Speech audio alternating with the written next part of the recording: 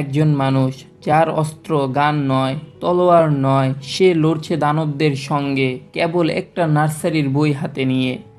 একজন নারী যে ভালোবেসে সব ছেড়ে দিতে পারে, কিন্তু ভালোবাসার মানুষটি যদি নিজেই দূরে চলে যায়। আর এক রাক্ষস যে শুধু মানুষ খায় না, সে বিশ্বাসও গিলে ফেলে। এই গল্পের প্রতিটা মোড়, প্রতিটা মুহূর্ত তোমাকে ভাবতে বাধ্য করবে কে আসলে ভালো, কে আসলে দানব। তুমি যখন ভাববে গল্পটা শেষ, ঠিক তখনই শুরু হবে আসল কাহিনী। এই মুভির শেষ অধ্যায়ে সব চরিত্রের মুখোশ খুলে যাবে। প্রেম, বিশ্বাস, বিশ্বাসঘাতকতা সব কিছুর একটা চূড়ান্ত পরিণতি অপেক্ষা করছে। আজকে তুমি যা দেখতে যাচ্ছ তা কেবল এক একটা দৃশ্য নয়, এটা এমন এক যাত্রা যেটা শেষ হয় আত্মত্যাগে আর শুরু হয় ভালোবাসার স্বীকারোক্তিতে। এতটুকুই বলবো, শেষ পর্যন্ত না দেখলে তুমি শুধু একটা মুভি মিস করবে না, মিস করবে নিজের একটা অনুভূতি। চলো শুরু করি। শুরুর দৃশ্যটা যেন একটা শান্ত গ্রামের গল্প। নদীর পাড়ে অবস্থিত একটা ছোট্ট গ্রাম, যার পাশ দিয়ে শান্তভাবে বয়ে যাচ্ছে জলধারা। এই নদীর ধারে একটা ছোট মেয়ে খেলা করছিল, একদম নিষ্পাপ, আনন্দে মগ্ন।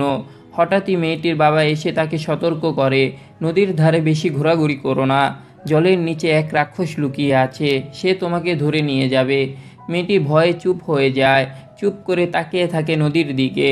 তখনই তার বাবা একটু মজা করে পানির নিচ থেকে বের হয়ে তাকে ভয় দেখায়। ভয়ে মেয়েটি কাঁদতে শুরু করে। তাকে হাসানোর জন্য বাবা পানির নিচে নানা রকম অদ্ভুত ভঙ্গিতে নড়াচড়া করতে থাকে। অবশেষে মেয়েটি হাসতে শুরু করে, কিন্তু হঠাৎই কোনো এক অজানা ছায়া, কোনো এক ভয়ঙ্কর শক্তি তার বাবাকে নদীর ভেতর টেনে নিয়ে যায়। আর সেখানে ঘটে মর্মান্তিক এক হত্যা। পরবর্তী দৃশ্যে আমরা দেখতে পাই গ্রামের এক ব্যক্তি বিশাল এক মাছ ধরে এনে দাবি করে যে এই মাছটি ছিল জলের রাক্ষস, আমি ওকে মেরে ফেলেছি। এভাবে গ্রামের সবাই মনে করে ভয় এখন শেষ। কিন্তু তখনই হাজির হয় গল্পের প্রধান চরিত্র হুয়াং। হুয়াং একজন রাক্ষস শিকারী। সে বহুদিন ধরে বিভিন্ন জায়গায় ঘুরে রাক্ষসদের শিকার করে আসছে। সে গ্রামবাসীদের সতর্ক করে এই বিশাল মাছটি রাক্ষস ছিল না, আসল রাক্ষস এখনও নদীর তলদেশেই লুকিয়ে আছে।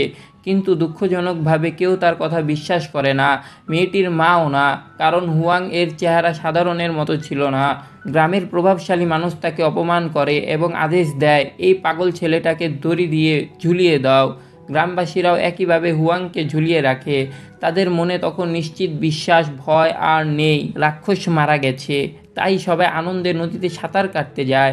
কিন্তু হুয়াং নদীর দিকে তাকিয়ে দেখে এক ভয়ঙ্কর দৃশ্য। জলের রাক্ষস এবার গ্রামবাসীদের দিকে এগিয়ে আসছে। সে কান্না জড়িত কণ্ঠে সবাইকে বারবার ডাকছে, প্লিজ নদী থেকে বেরিয়ে আসো, এখনই বের হও। কিন্তু কেউই শোনে না তার কথা। রাক্ষস উঠে আসে জলের অতল গহ্বর থেকে, হামলা চালায় নিরীহ মানুষদের ওপর। অনেকে সেদিন প্রাণ হারায়, বাকিরা প্রাণ ভরে দিক বিদিক ছোটে। আর তখন হুয়াং বুদ্ধি করে সবাইকে বলে, মরে যাওয়ার ভান করো, চুপ করে থাকো, নিঃশ্বাস বন্ধ করে লুকিয়ে থাকো। হুয়াং যখন সবার প্রাণ বাঁচানোর উপায় বলে, তখন সে একটা বুদ্ধিমানের কাজ করে। সে বলে, ভান করো যেন তোমরা মরে গেছো, তাহলে রাক্ষস তোমাদের কিচ্ছু করবে না। তার এমন মানবিকতা দেখে গ্রামবাসীরা অবাক হয়ে যায়। সে তো একজন রাক্ষস শিকারী, কিন্তু তার মন ছিল খুবই দয়ালু। তাই এবার গ্রামবাসীরা তার কথা বিশ্বাস করে এবং সবাই নীরব হয়ে পড়ে।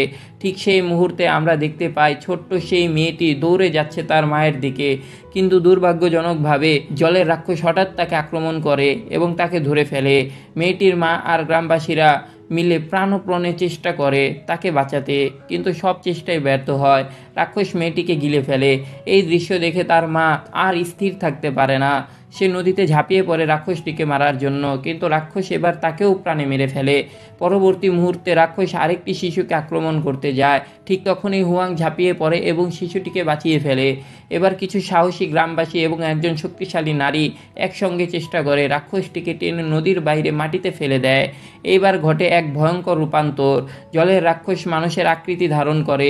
হুয়াং তখন চেষ্টা করে তাকে বুদ্ধের গান শুনিয়ে শান্ত করতে, কিন্তু সেই গানেও কিছু কাজ হয় না। রাক্ষস আরও ভয়ঙ্কর হয়ে ওঠে। সে হুয়াংকে আঘাত করতে শুরু করে। ঠিক তখনই দৃশ্যে প্রবেশ করে আরেকজন শক্তিশালী চরিত্র। তার নাম ডুয়ান। সেও একজন রাক্ষস শিকারী, কিন্তু হুয়াংয়ের মতো দয়ালু নয়। সে খুব কঠোর, নির্মম, কারো জন্য কোনো সহানুভূতি নেই তার মনে। ডুয়ান ভয়ঙ্কর দক্ষতায় সব কিছু নিয়ন্ত্রণে নেয়। হুয়াং তার জাদু ব্যবহার করে রাক্ষসটিকে পিষে ফেলে এবং এক পর্যায়ে তাকে পরিণত করে একটি ছোট্ট রাক্ষস পুতুলে। এটা দেখে গ্রামবাসীরা হাফ ছেড়ে বাঁচে। তারা ডুয়ানকে ধন্যবাদ জানায়। ডুয়ান এবার হুয়াংয়ের দিকে তাকিয়ে জানতে চায়, তোমার পরিচয় কি? হুয়াং জবাব দেয়, আমি একজন রাক্ষস শিকারী। তখন সে তাকে দেখায় বুদ্ধের ছড়ার একটি বই। ডুয়ান তা দেখে হেসে ফেলে আর পাল্টা দেখায় তার নিজের জাদুকরি চুরি। তারপর সে শান্তভাবে স্থান ত্যাগ করে। এরপর হুয়াং তার সিনিয়রের সঙ্গে দেখা করে। সে নদীর রাক্ষস ও পুরো ঘটনার কথা জানায়, কিন্তু অবাক হয়ে জানতে পারে তার সিনিয়র ইতিমধ্যেই সব কিছু জেনে গেছেন। সিনিয়র জানায়, জানো হুয়াং, এক সময় এই জলের রাক্ষসটা খুব দয়ালু ছিল। সে একবার নদীতে ডুবে যাওয়া এক শিশুকে জীবনের ঝুঁকি নিয়ে বাঁচিয়েছিল। হুয়াংয়ের সিনিয়র আরও এক বিস্ময়কর সত্য প্রকাশ করেন। তিনি বলেন, তুমি জানো, এক সময় জলের রাক্ষসটি এক শিশুকে ডুবে যাওয়ার হাত থেকে বাঁচিয়েছিল, কিন্তু দুর্ভাগ্যজনকভাবে লোকেরা ভুল বুঝে এবং তারা ভাবে সে বাচ্চাটিকে ধরতে এসেছে, এবং এই ভুল বোঝাবুঝির ফলাফল ছিল ভয়াবহ।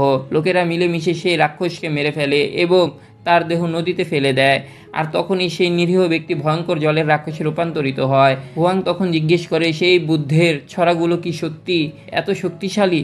সিনিয়র বললেন, হ্যাঁ, এই ছড়াগুলোর মধ্যে আসল শক্তি। এই ছড়ার মাধ্যমে যে কোনো রাক্ষসকে শান্ত, এমনকি দয়ালুও করা সম্ভব। কিন্তু হুয়াং তখন দ্বিধায় পড়ে যায়। সে বলে, আমিও চাই অন্যান্য শিকারীদের মতো রাক্ষসদের শেষ করে দিতে। তবে সিনিয়র এবার কঠিন অথচ গুরুত্বপূর্ণ কথা বলেন, হত্যা কখনো সমাধান হতে পারে না। বুদ্ধের ছড়া এটি একমাত্র পথ। হুয়াং এদিকে গল্পর মোড় নেয় আরেকটি ভিন্ন জগতে। এক দম্পতি জঙ্গলের মধ্যে একটি রেস্তোরাঁয় ঘুরতে আসে। দেখে মনে হচ্ছিল খুব শান্ত, মনোরম একটি স্থান, কিন্তু যত তাড়াতাড়ি তার ভেতরে প্রবেশ করে দরজা নিজে থেকেই বন্ধ হয়ে যায়। তারা চারিদিকে তাকিয়ে দেখে পুরো রেস্তোরাঁটি ফাঁকা, কেবল তারা দুজনই সেখানে। একজন অদ্ভুত দেখতে ওয়েটার এসে হাজির হয় এবং বলে, এই রেস্তোরাঁর বিশেষ আইটেম রোস্টেড শূকর। তারা খেতে শুরু করে। সত্যি খাবার এতই সুস্বাদু যে তারা প্রশংসা করতে থাকে। তখন সেই রেস্তোরাঁর মালিক এসে হাজির হয়। তাদের খাবারের প্রশংসা শুনে হেসে ওঠে। মেয়েটি জানতে চায়, তুমি এত সুস্বাদু রান্না করো কিভাবে? এই প্রশ্নের জবাবে মালিক তার আসল রূপ প্রকাশ করে, এক ভয়ঙ্কর রাক্ষস। দম্পতি আতঙ্কিত হয়ে পড়ে, কিন্তু হঠাৎ তারা আবিষ্কার করে ভাজা শূকরের মধ্যে মানুষের শরীর লুকানো ছিল। এই বিভীষিকাময় দৃশ্য দেখে তারা জ্ঞান হারিয়ে ফেলে আর রাক্ষস নির্দয়ভাবে তাদের হত্যা করে। এবার দৃশ্যপটে আবার ফিরে আসে হুয়াং। সে এই একই রেস্তোরাঁয় প্রবেশ করে। একজন মেয়ে তাকে স্বাগত জানায় এবং বলে, চলো আমাদের সবচেয়ে সুস্বাদু খাবারটা তুমি খেয়ে দেখো। কিন্তু হুয়াং তো একজন রাক্ষস শিকারী। সে তার জাদু চোখ দিয়ে সব দেখতে পাচ্ছিল। যেখানে সাধারণ চোখ গ্রাহক দেখা যায়, সেখানে হুয়াং স্পষ্ট দেখতে পাচ্ছিল সেখানে ছিল কেবল মৃতদেহ। হুয়াং স্পষ্ট দেখতে পায় ভাজা শূকরের মাঝে লুকিয়ে আছে ভাজা মানুষের দেহ।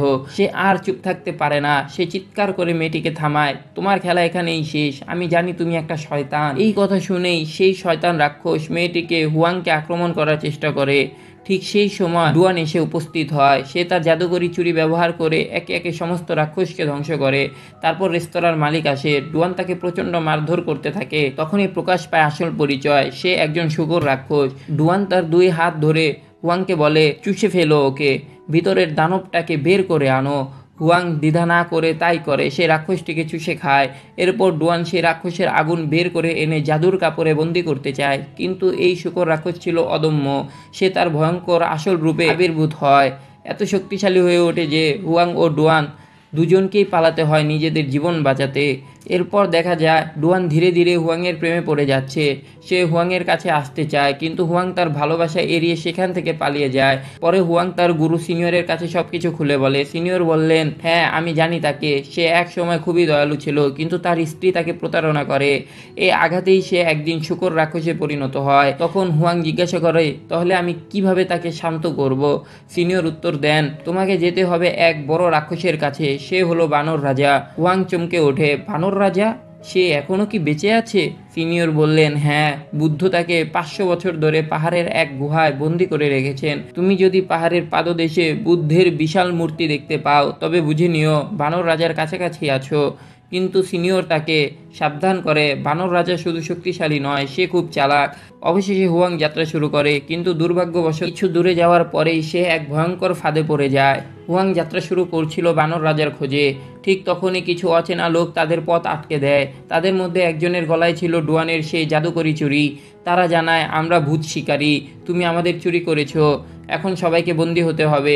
ডুয়ান চমকে উঠে বলে, তোমরা ভুল করছো হুয়াং, আমার স্বামী আর আমরা ভূত শিকারী নই, আমরা দম্পতি।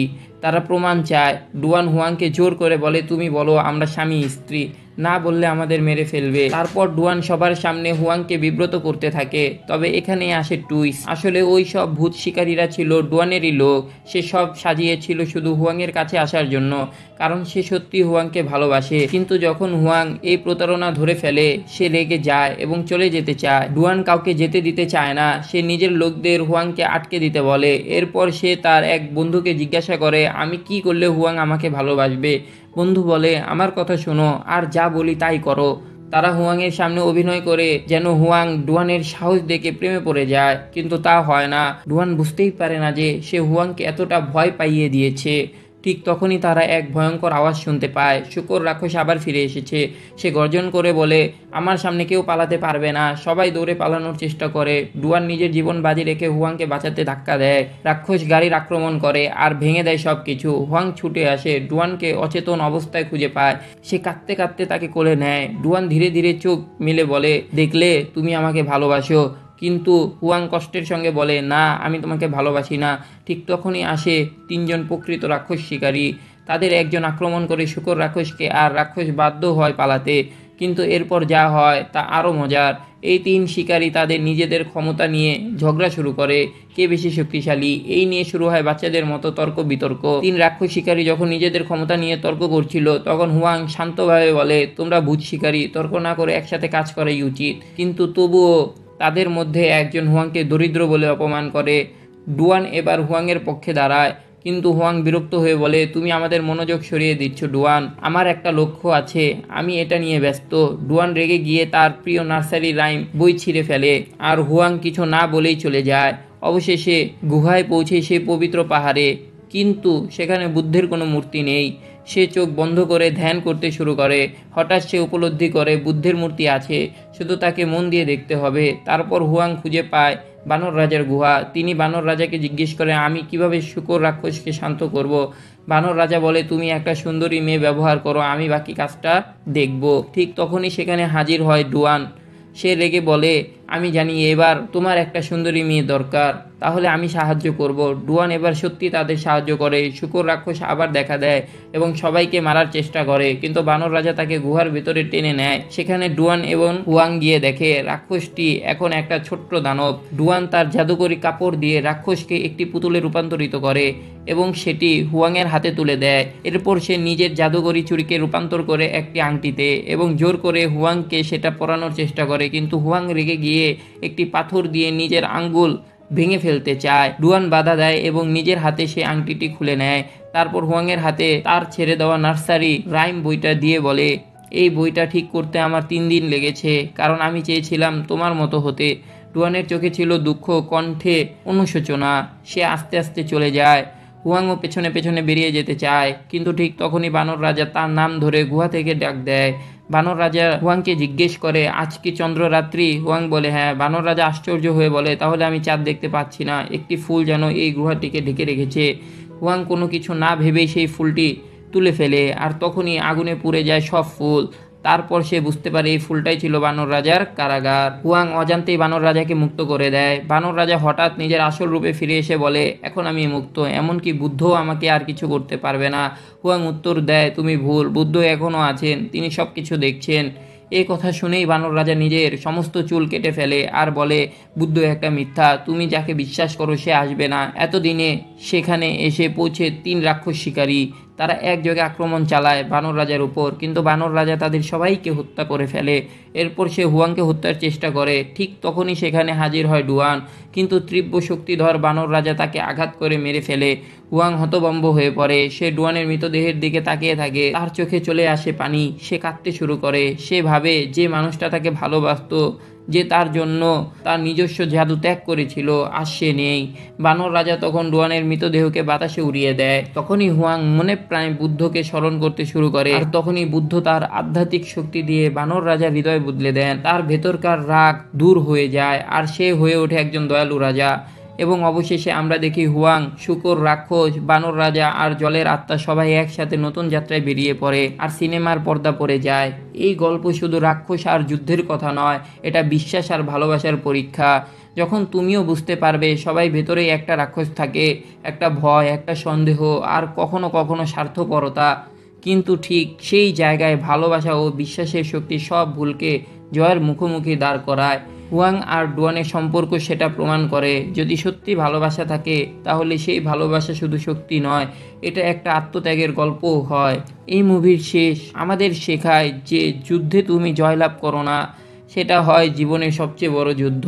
তাই আমরা সবাইকে কিছুটা বানর রাজা হতে হয়, আর কিছুটা বুদ্ধের মতো শান্ত। বিচার করো না কেবল বাইরের রাক্ষসকে, নিজের ভেতরের অন্ধকারকেও চেনো। এই গল্পের মতো আমাদের জীবনেও আছে দুষ্টুমি, আছে ভালোবাসা, এবং আছে সেই যুদ্ধে জয়ী হওয়া তাগিদ। ভিডিওটা যদি তোমার ভালো লেগে থাকে তাহলে লাইক দিও, শেয়ার করো, আর কমেন্টে বলো তোমার প্রিয় মুহূর্তটা কোনটা ছিল। তোমাদের ভালোবাসা আর সময়ের জন্য ধন্যবাদ। অপেক্ষা করো পরবর্তী গল্পের জন্য।